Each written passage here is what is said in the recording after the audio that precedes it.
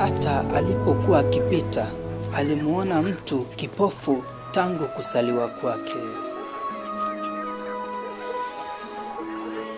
Wanafunzi wakauliza, "Rabi, ni yupi aliyetenda dhambi, mtu huyu au wazazi wake, hata asaliwe kipofu?"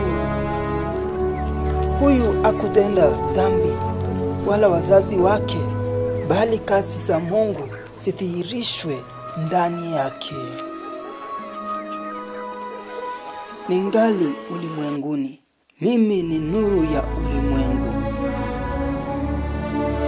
Alipokwisha kunena hayo, akatengeneza tope kwa mate.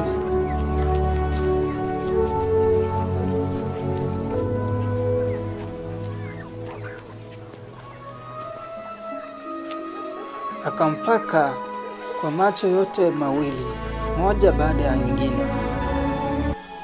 Akamwambia, "Nenda katika birika la Siloamu, ukanawe mahala pale."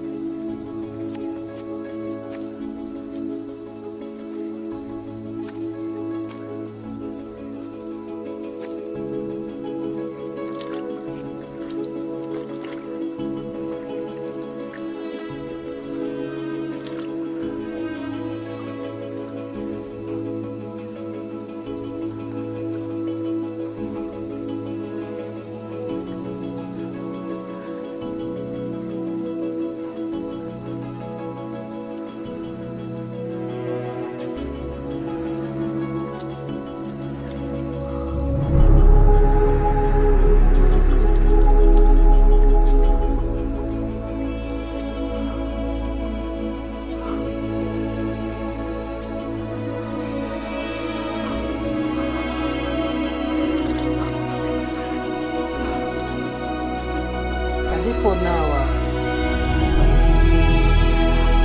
akatazama mikono yake, hakuamini macho yake.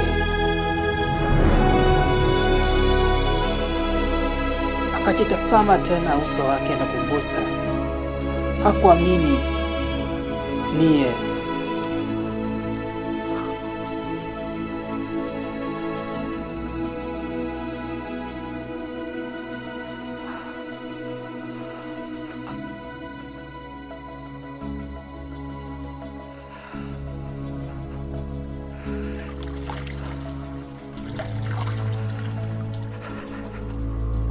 Jirani zake na wale waliomuona zamani kuwa ni mwombaji wakasema, "Je, huyu siye yule aliyekuwa akiketi na kuomba?"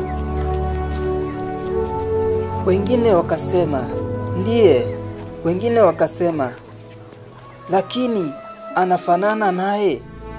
Yeye mwenyewe alisema, "Mimi ndiye." Aliniwekea mikono kwenye macho, nikaosha. Mafarisayo wakasema, "Mtu huyo hatoki kwa Mungu, kwa sababu haishiki Sabato."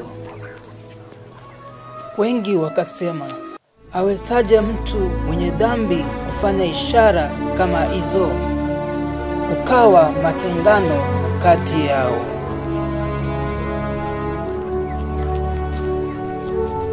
Wakaleta wazazi wake, wakamuuliza, "Huyu ndiye mtoto wako aliyezaliwa kipofu?